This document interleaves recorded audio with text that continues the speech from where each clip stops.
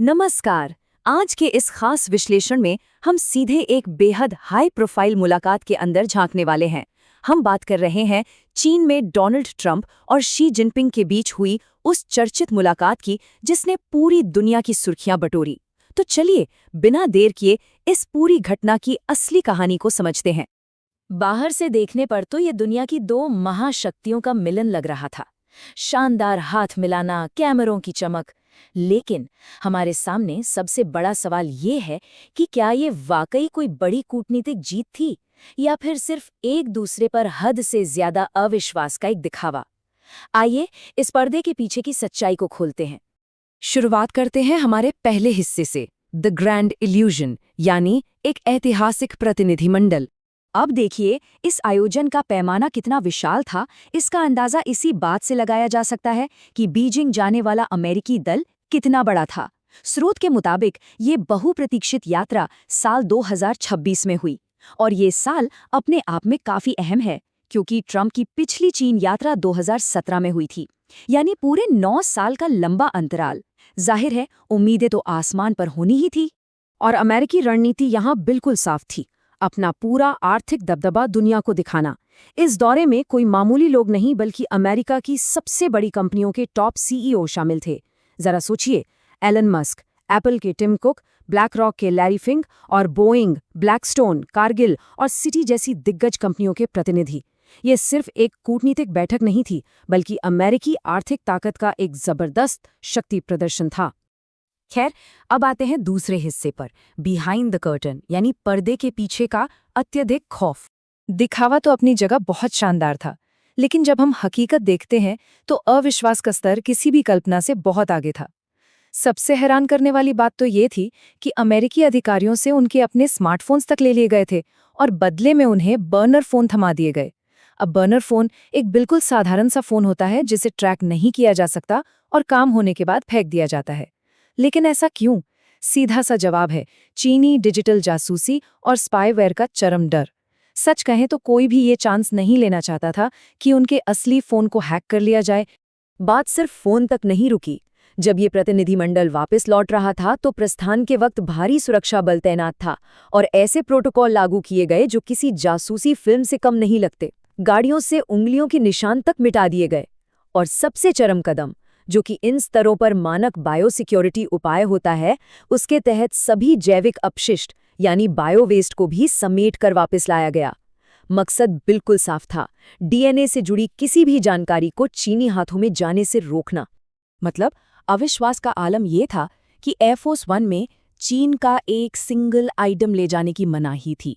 हद तो तब हो गई जब सम्मान में दिए गए गुलदस्ते और कोट पर लगने वाले सेरेमोनियल पिन तक उड़ान भरने से पहले सीधे कूड़ेदान में डाल दिए गए।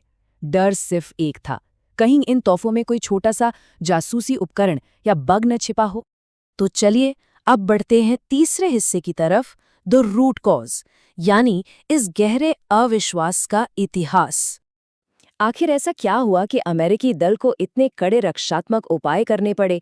स्रोत स्पष्ट करता है कि ये कोई एक दिन का डर नहीं है। इसकी जड़ें चीनी साइबर गतिविधियों के एक लंबे इतिहास में फैली हुई हैं। याद रहे, जासूसी के इसी गंभीर खतरे के कारण अमेरिका पहले ही हुआवे के 5G पर बैन लगा चुका था। फिर 2023 में हैकर्स ने सीधे अमेरिकी स्टेट डिपार्टमेंट के 60,000 माइक्रोसॉफ्ट ईमेल में सेंध लगा दी। और बात यहीं नहीं रुकी। 2024 आते आते अमेरिकी जल प्रबंधन प्रणालियों जैसे क्रिटिकल इंफ्रास्ट्रक्चर में भी घुसपैठ का खुलासा हुआ। तो ये पूरा इतिहास एक ऐसा माहौल तैयार करता है जहां अमेरिका को पूरी तरह से ये विश्वास हो चुका है कि चीन अपने घरेलू विकास को तेज करने के लिए अमेरिकी रिसर्च, डेटा और टेक्नोलॉजी की अंधाधुंध नकल करता है। सीधे शब्दों में कहें तो अमेरिकी नजरिए से चीन का जो भी तकनीकी और कॉरपोरेट विकास है वो काफी हद तक उनके अपने अमेरिकी नवाचारों की चोरी का ही नतीजा माना जाता है। अब आते हैं हमारे चौथे और आखिरी हिस्से पर, द कॉन्फ्लिक्टिंग आफ्टरमैथ। क्या सारे दावे खोखले थे? जैसे ही ये हाई प्रोफाइल यात्रा खत्म हुई, दोनों देशों के दावों के बीच एक बहुत बड़ा, बल्कि कहिए कि एक चौंकाने वाला विरोधाभास सामने आया। एक तरफ तो ट्रंप का दावा था कि उन्होंने 200 से 750 बोइंग जेट बेचने की डील पक्की कर ली है, ईरान पारगमन समझौता हासिल कर लिया है और यहाँ तक कि शी जिनपिंग ने अमेरिकी एआई के दबदबे की तारीफ भी की है। लेकिन जरा ठहरिए, दूसरी तरफ चीन की सच्चाई बिल्कुल अलग थी। चीन ने बोइंग विमानन सौदे से पूरी तरह और साफ इनकार कर दिया और बाकी कथित समझौतों पर तो एकदम रणनीतिक चुप्पी साध ली। टेलीविजन पर तो बड़े ही उत्साह के साथ अरबों डॉलर के शानदार व्यापारिक सौदों का ढिंडोरा पीटा गया। लेकिन गौर करने वाली बात यह है कि इन दावों को सच साबित करने के लिए कभी भी कोई भी आधिकारिक संयुक्त घोषणा सामने आई ही नहीं। सारे के सारे बड़े दावे बिना किसी ठोस सबूत के बस हवा ही रह गए। और सबसे दिलचस्प बात देखिए, इन तमाम विरोधाभासों के बीच स्रोत एक और बात बताता है। ट्रंप ने शी जिनपिंग को सितंबर 2024 के लिए अमेरिका आने का न्योता दिया। अब टाइमलाइन थोड़ी उलझी हुई जरूर लगती है, लेकिन एक बात बिल्कुल शीशे की तरह साफ है। ये ऊंचे दाव और गहरे शक से भरा कूटनीतिक खेल अभी खत्म नहीं हुआ है। दोनों के बीच की ये प्रतिद्वंदिता लगातार जारी है। तो इस विश्लेषण को खत्म करते हुए जरा इस बात पर गौर करते हैं, पर्दे के पीछे का ये चरम डर और शक हमारी इस पहले से ही बंटी हुई दुनिया के भविष्य के लिए आखिर क्या मायने रखता है? क्या ये दो महाशक्तियां कभी सच में एक मंच पर साथ आ पाएंगी, या फिर ये कूटनीतिक दिखावा और अंदरूनी अविश्वास किसी नए शीत युद्ध की शुरुआत है? इस विश्लेषण में हमारे साथ जुड़ने के लिए बहुत बहुत धन्यवाद। उम्मीद है आज की ये चर्चा आपके लिए जानकारी से भरपूर रही होगी।